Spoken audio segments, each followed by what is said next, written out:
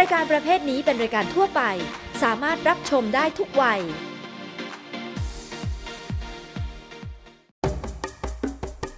นักถ่ายภาพที่เดินทางไปประเทศเคนยาส่วนใหญ่มีเป้าหมายคือสัตว์ผู้ยิ่งใหญ่ทั้ง5หรือ The Big Five นอกจากความใหญ่โตสง่างามน่าเกรงขามแล้วนักถ่ายภาพยังมองหาจังหวะและโอกาสที่จะได้ภาพพฤติกรรมต่างๆของสัตว์รุ่นใหญ่ซึ่งเป็นเรื่องไม่ง่ายและต้องใช้เวลาแต่พื้นที่ในแหล่งซาฟารีของประเทศเคนยานอกจากสัตว์ขนาดใหญ่แล้วยังมีนกนานาชนิดที่อยู่อาศัยและหากินหลายชนิดเป็นนกประจำถิ่นหลายชนิดเป็นนกถิ่นเดียวที่ไม่พบที่อื่นและที่สำคัญระหว่างการตามหาสัตว์ใหญ่ช่างภาพมักจะไม่สามารถหาเวลาพักกล้องได้เนื่องจากมีนกมาให้ถ่ายกันอยู่ตลอดเวลาเรื่องเล่าข้ามโลกวันนี้เสนอตอนนกในประเทศเคนยาครับ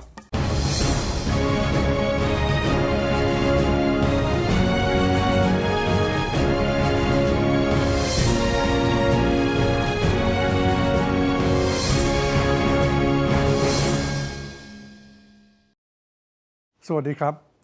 วันนี้จะพากลับไปประเทศเคนยาพูดถึงที่นี่ทีไรเนี่ยก็มีความรู้สึกว่าเหมือนเป็นออฟฟิศเพราะว่าภาพถ่ายสัตว์ป่าจำนวนมากที่ได้มาก็ได้มาจากที่เคนยาไม่ว่าจะเป็นที่เขตอนุรักษ์มาไซมาราทะเลสาบนาคูรู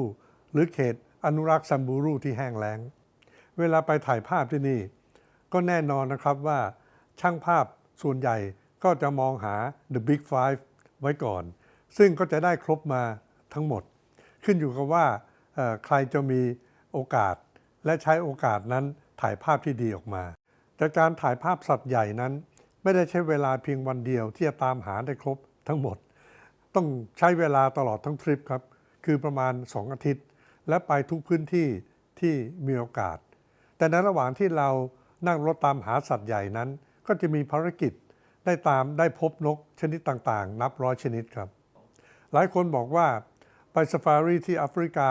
กลับมานั้นได้ภาพ The Big Five มาครบเลยแต่พอเรามานั่งดูไฟล์ภาพเนี่ยก็ปรากฏว่ามีภาพนกเนี่ยแยะมากที่สุดเลยครับเพราะว่ามีให้ถ่ายเกือบทั้งวันนี้ผมจึงนำนกเด่นๆของเคนยามาให้ท่านผู้ชมได้ชมติดตามชมได้ครับ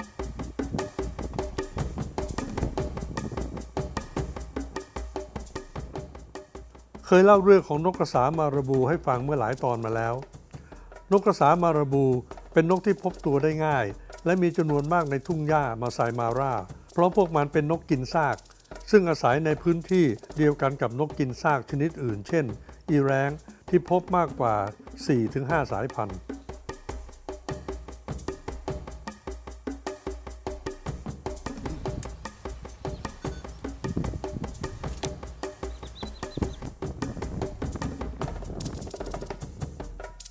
จริงๆแล้วนกกระสามาราบูและอีแร้งถูกจัดกลุ่มเป็นนกนักล่านะครับเพียงแต่พฤติกรรมของพวกมันคือนกกินซากเนื่องจากอุ้งเท้าไม่มีความแข็งแรงพอที่จะล่าเหยื่อด้วยตัวเองพฤติกรรมของนกกินซากเหล่านี้คือการเฝ้ารอให้สัตว์นักล่าจับเหยื่อกินจนอิ่มซึ่งอาจจะใช้เวลา 2-3 วันหรือเร็วกว่านั้นซึ่งถ้าเป็นสิงโตที่มีสมาชิกครอบครัวหลายตัวก็อาจจะกินเหยื่อหมดภายในวันเดียวซากเนื้อจะตกเป็นอาหารของพวกมันเร็วขึ้น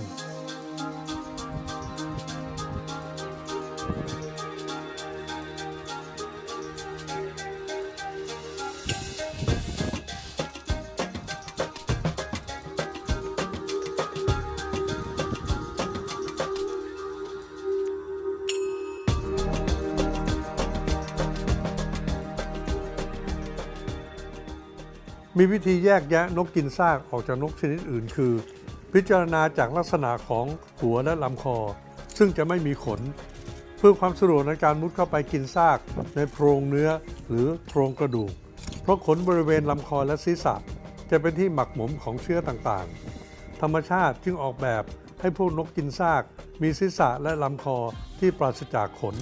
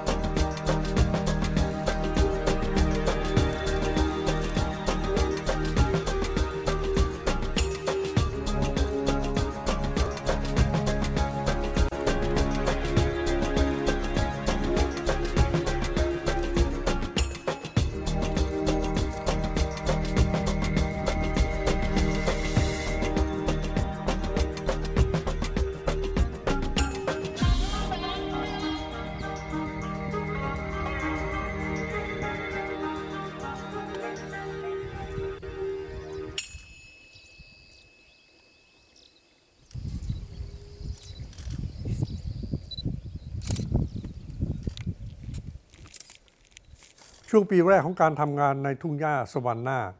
ระหว่างนั่งรถตามหาสัตว์ใหญ่เรามักจะมองขึ้นไปบนท้องฟ้าเพื่อหานกที่กำลังบินหรือมองดูนกที่กำลังอยู่บนต้นไม้แต่ก็ยังมีนกชนิดหนึ่งทำให้เรารู้ว่าบนพื้นดินนี้ก็มีนกอาศัยอยู่อีกหลายชนิดครับ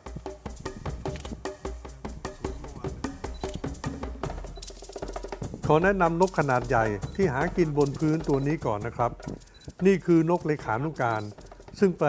ตรงตัวมาจากภาษาอังกฤษว่า secretary bird ชื่อของพวกมันมาจากภาษาอาหรับคือ secretary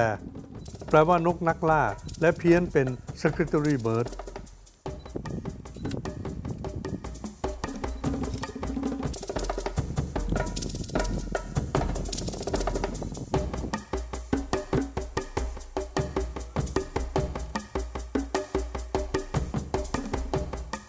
แต่ชื่อเดิมที่แปลว่านกนักล่า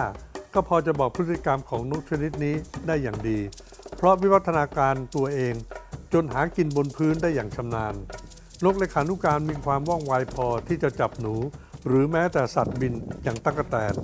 รวมถึงสัตว์เลื้อยคลานนานาชนิดที่อยู่ตามทุ่งหญ้าสวรรค์หน้า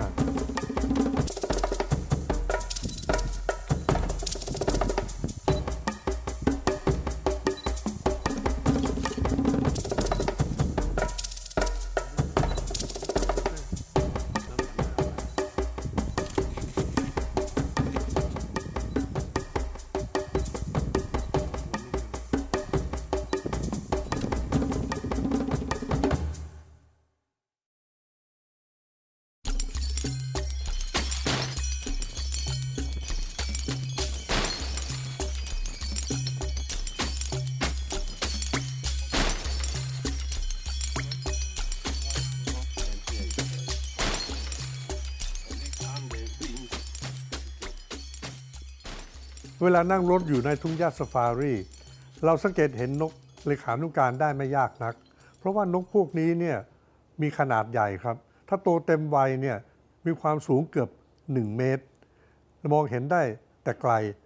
นอกจากขนาดใหญ่แล้วก็ยังมีสีขนซึ่งตัดกับทุ่งหญ้าก็ทำให้มองเห็นได้ไม่ยากครับ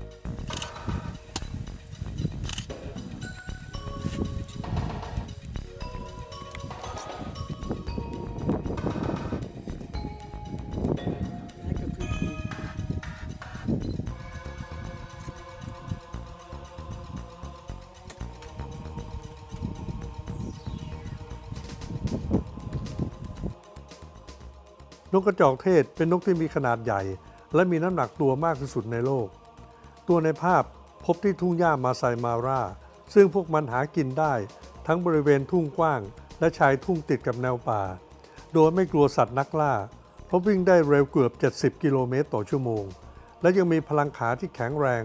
สามารถเตะหรือถีบศัตรูได้หนักหน่วงจนนักล่าทั้งหลายไม่เลือกให้นกกระจอกเทศเป็นเหยื่อกลุ่มแรก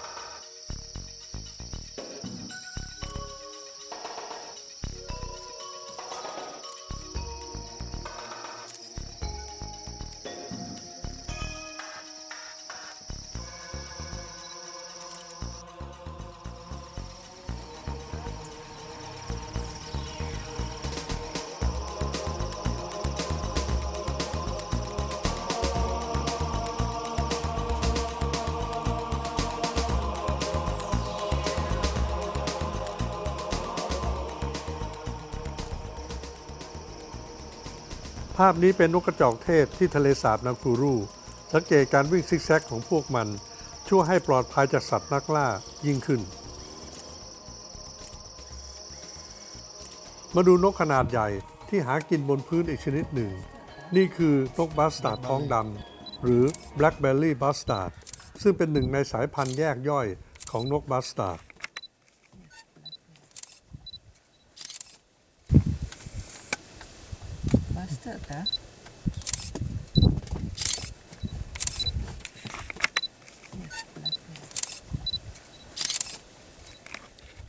บัสตาร์ดท้องดำมีขนาดรูปร่างลักษณะและพฤติกรรมที่ใกล้เคียงกับนกเลขานุการ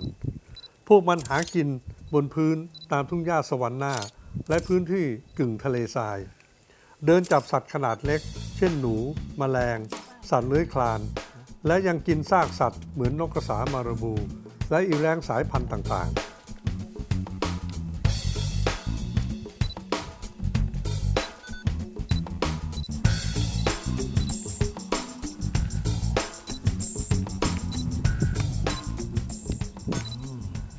จำนวนชนิดและความหลากหลายของนกในประเทศเคนยายืนยันด้วยภาพนกหัวค้อนหรือนกฮัมเมอร์คอปซึ่งถ่ายได้หลังห้องพัก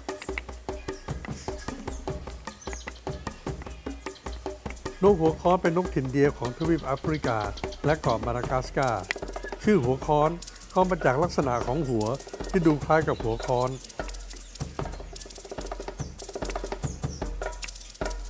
ฮัมเมอร์คอปอาศัยตามแหล่งน้ำจืดทั้งหากินและทำรังซึ่งหลังห้องพักของผมและทีมงาน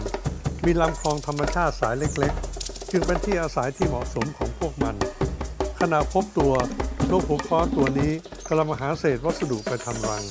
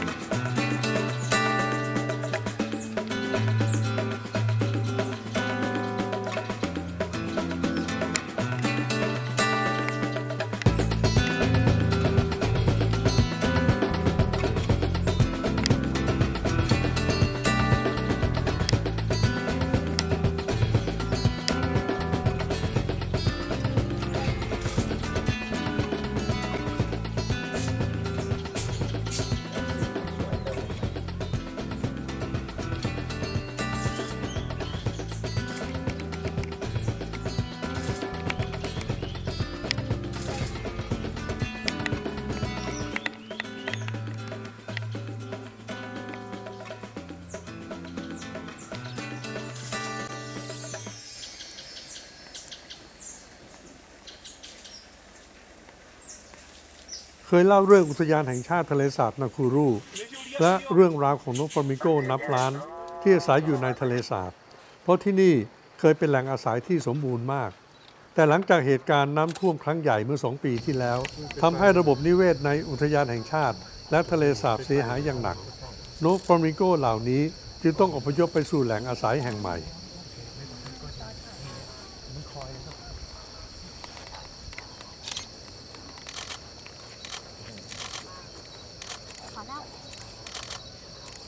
เวลาผ่านไป2 ปีระบบนิเวศและธรรมชาติสิ่งแวดล้อมต่างๆของที่นี่ยังไม่กลับเข้าสู่สภาพเดิมนกฟลามิงโกก็ยังไม่กลับมาครับก็มีส่วนน้อยที่กลับมาเพราะว่านกฟลามิงโกเนี่ยเป็นนกลุยน้ำเพื่อหาอาหารเมื่อน้ำท่วมก็ไม่สามารถลุยน้ำได้จึงต้องไปหาอาหารที่ทะเลสาบอื่นๆซึ่งที่ทะเลสาบนาคูรูแห่งนี้คงจะต้องใช้เวลาอีกหลายปีครับกว่าที่จะฟื้นฟูสู่สภาพเดิม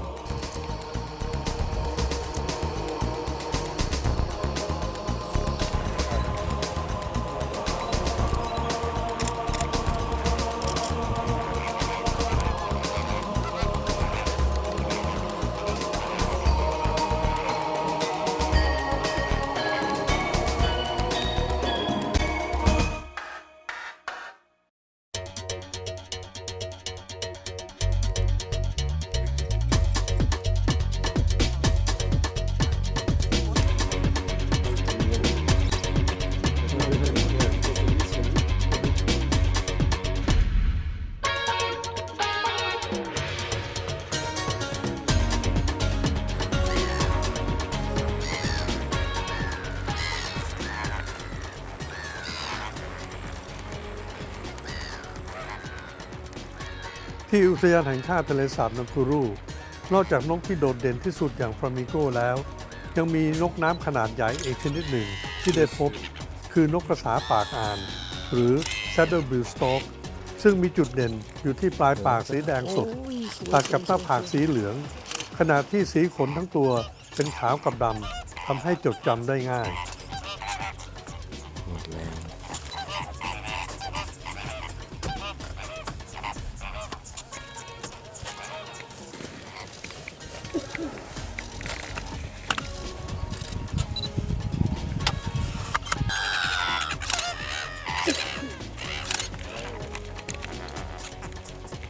นกน้ำขนาดใหญ่เหล่านี้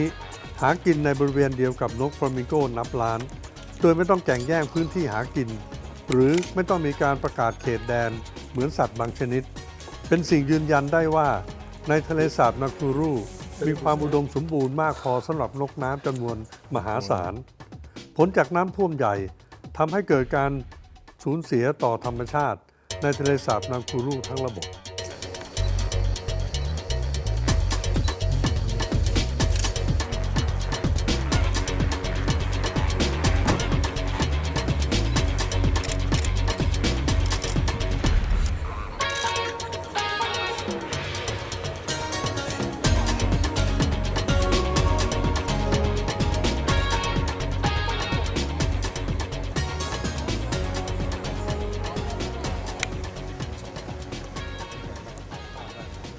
ผมเข้าสู่เขตแห้งแล้งของเขตอนุรักษ์แซมบูรู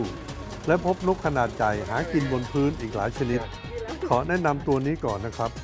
นี่คือไก่ต๊อกหมวกเหล็กหรือ Helmeted Guinea Fowl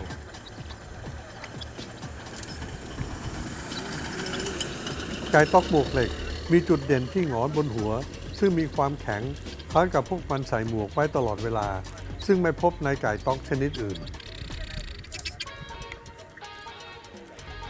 นกขนาดใหญ่ของทวีปแอฟริกาชนิดนี้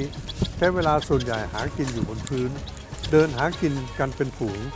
หาอาหารซึ่งส่วนใหญ่เป็นพืชเมล็ดพืชรวมถึงสัตว์ขนาดเล็กและแมลง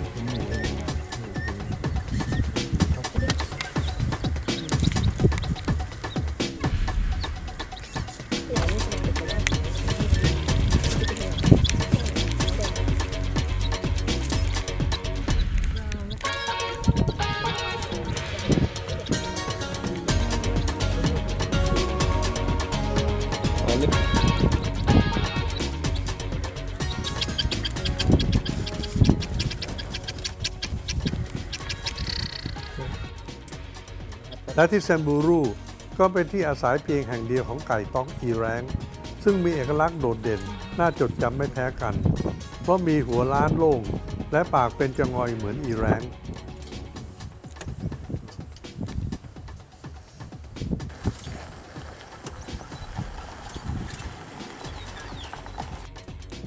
ไก่ต๊อกอีแรง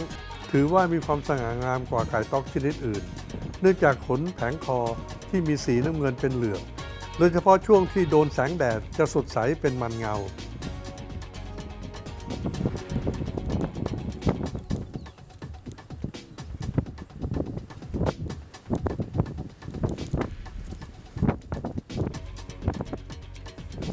แต่นอกจากรูปลักษณ์ที่แตกต่างกันนิดหน่อยแล้วพฤติกรรมต่างๆของไก่ต๊อกอีแรงและไก่ต๊อกหมวกเหล็กก็แทบจะเหมือนกันทุกประการทั้งระบบสังคมที่อยู่รวมฝูงการหาอาหารลักษณะอาหารครับ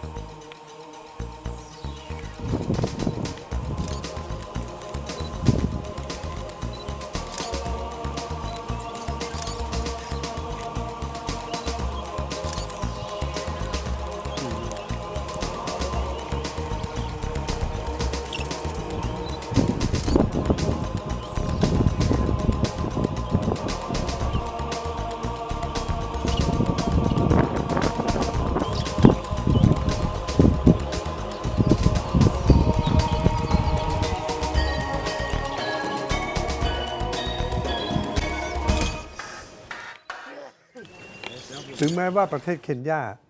จะได้ชื่อว่าเป็นแหล่งซาฟารีที่สามารถเดินทางไปพบสัตว์ป่าและก็ถ่ายภาพสัตว์ป่าได้ดีที่สุดแห่งหนึ่งของโลกโดยเฉพาะอย่างยิ่งสัตว์ใหญ่ประเภท Big Five แต่ขณะเดียวกันก็มีสัตว์ป่าอีกจำนวนมากมายหลายชนิดครับในประเทศเคนยาโดยเฉพาะยิ่งนกซึ่งมีมากมายหลายชนิดซึ่งผมได้นำมาเล่าให้ฟังในวันนี้เพราะว่าสัตว์ป่าทุกชนิดไม่ว่ามีขนาดใหญ่หรือเล็กก็มีความสำคัญต่อระบบนิเวศและธรรมชาติที่สมบูรณ์ทั้งสิ้นครับวันนี้เวลาหมดแล้วผมและทีมงานขอลาไปก่อนสวัสดีครับ